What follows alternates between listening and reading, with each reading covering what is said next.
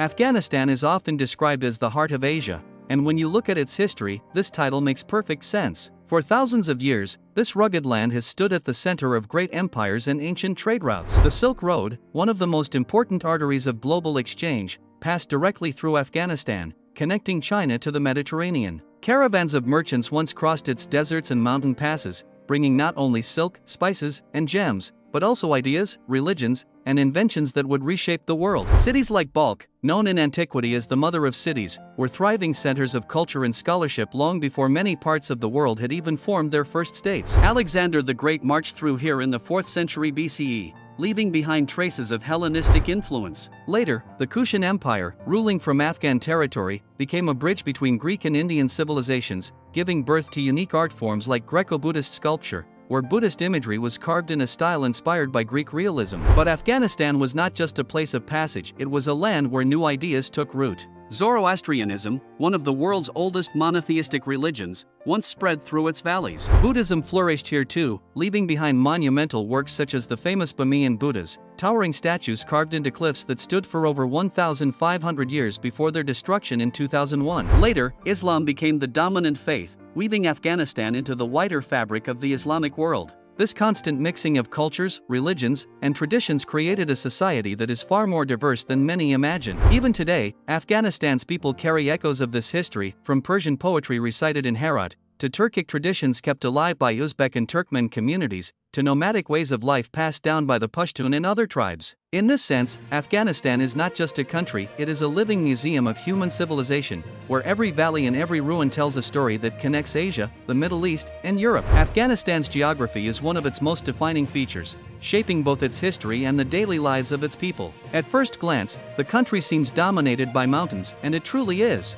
Nearly 3/4 of Afghanistan's land is covered by the mighty Hindu Kush Range, whose peaks soar above 7,000 meters and whose rugged passes have determined the fate of armies and empires for centuries. These mountains are not just barriers, they are also lifelines. They create isolated valleys where unique cultures and languages have survived for hundreds, sometimes even thousands of years, largely untouched by the outside world. The land itself is dramatic in its contrasts. In the north, fertile plains stretch across the Amu Darya River, where agriculture has flourished since ancient times. In the center, the highlands hold hidden treasures, glacial lakes like Band-e-Amir, whose brilliant turquoise waters seem almost otherworldly against the barren cliffs that surround them. In the south and west, deserts such as the Registan and Margo extend endlessly, with shifting sands that have swallowed caravans and shaped nomadic life for generations. Afghanistan's position at the heart of Asia also gives it extraordinary ecological diversity. Within a single day's journey, one can move from snow-covered peaks to subtropical orchards, from alpine meadows to arid steppes. This diversity has made the land rich in resources, from fruits like pomegranates and apricots, prized for their flavor, to untapped mineral reserves of copper, lithium, and rare earth elements, resources so vast that geologists have called Afghanistan the Saudi Arabia of lithium, a material essential for modern batteries. Yet geography has also been Afghanistan's greatest challenge. The same mountains that protect its valleys have also made it difficult to unite under a single authority. Invading armies, from the Persians and Greeks to the British and Soviets, often found themselves trapped by the unforgiving terrain, their power blunted not by warriors alone, but by snow, narrow passes, and the sheer vastness of the land. For the Afghan people, this landscape has been both a shield and a prison, a natural fortress that has preserved their independence, but also kept them in constant struggle with their environment. In many ways, Afghanistan's geography tells the story of its resilience. To understand its mountains, deserts, and rivers is to understand the Afghan spirit, proud, enduring, and deeply tied to the land that has shaped their destiny for millennia. One of the most remarkable treasures of Afghanistan is its long tradition of art and craftsmanship, which reflects the many civilizations that once passed through its lands. From ancient times, Afghan artisans were known for their ability to blend different cultural influences into something entirely unique. During the Kushan Empire, workshops in places like Bactria produced exquisite Greco-Buddhist sculptures, combining Indian spiritual themes with the realistic style of Greek art. These works, often carved in stone or molded in clay, influenced Buddhist art across Central and East Asia, reaching as far as China and Japan. Centuries later, as Islam became the dominant faith, Afghanistan developed a new artistic identity rooted in Islamic traditions. The city of Herat, in particular, blossomed into a cultural capital during the Timurid dynasty in the 15th century. It became famous for its miniature paintings, a delicate art form that combined vivid colors, fine calligraphy, and intricate details. These miniatures were not just beautiful illustrations, they were historical records, capturing scenes of courtly life, epic battles, and poetic tales. Herat's workshops trained some of the greatest painters of the Islamic world, influencing art from Persia to India. Afghan art is not limited to painting and sculpture, it also lives in textiles and craftsmanship.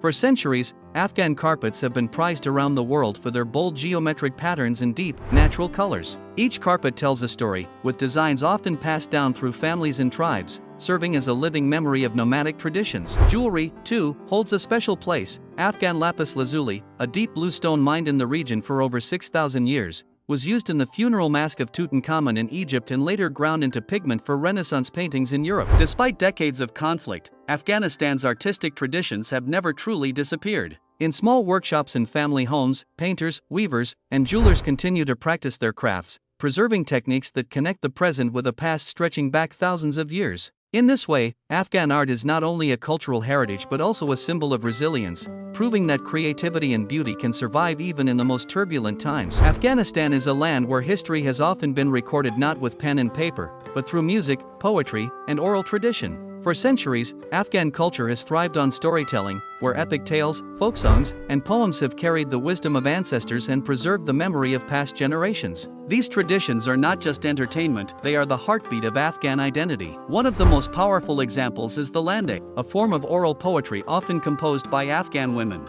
Short, sharp, and emotional, each lande is only 2 lines long, yet it can express love, grief, resistance, or longing in a way that feels timeless. Passed down from mother to daughter, these poems have survived invasions, political upheavals, and social restrictions, making them one of the purest voices of the Afghan people. Music, too, has played an essential role. The rubab, sometimes called the lion of instruments, is Afghanistan's national instrument. Carved from mulberry wood and strung with gut or nylon, it produces a deep, resonant sound that feels both melancholic and hopeful. The rubab is often accompanied by the tabla, creating rhythms that echo across weddings, festivals, and village gatherings. In the city of Herat, a blend of Persian, Indian, and Central Asian musical traditions gave rise to styles that influenced the entire region, while in the mountains, folk songs carried the distinct voices of different ethnic groups: Pashtun, Tajik, Hazara, Uzbek, and many others. Perhaps most importantly, these oral and musical traditions have been a way of survival. During times of war and hardship, when books and schools were destroyed, poetry and music kept knowledge alive. Poets like Rumi, who was born in Balkh before becoming a world-renowned mystic,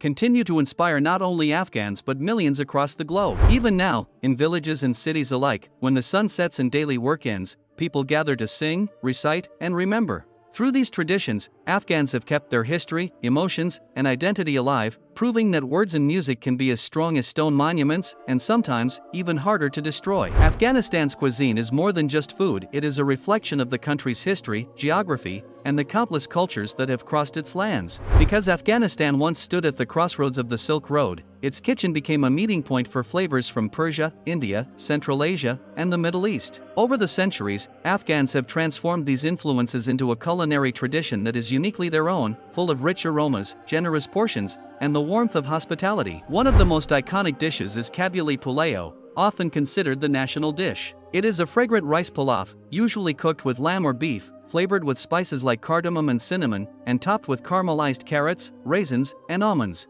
More than just a meal, kabuli pulao is a centerpiece of Afghan gatherings, a dish that symbolizes generosity and celebration. Guests are always offered the best portion, because in Afghan culture, feeding others is seen as a form of honor. Another favorite is mantu, delicate dumplings filled with minced meat and onions, steamed to perfection, and served with yogurt and spiced tomato sauce. These dumplings trace their roots back to Central Asian nomads, yet in Afghanistan they have taken on a unique identity, often enjoyed at weddings and special events. Alongside mantu, there is a shak, dumplings filled with leeks or scallions, topped with garlic yogurt and minced meat, a dish loved for its balance of flavors and textures. Bread, or naan, is at the heart of nearly every Afghan meal. Baked in traditional clay ovens called tandoors, naan is eaten fresh and warm, often used to scoop up curries, stews, or simply paired with tea. Tea itself is a ritual in Afghan daily life. Green tea, often served with sugar or sweets, is not just a drink but a symbol of friendship and hospitality. Offering tea to a guest is the first gesture of welcome in any Afghan household. Afghanistan's fertile valleys also provide a bounty of fruits that are celebrated worldwide.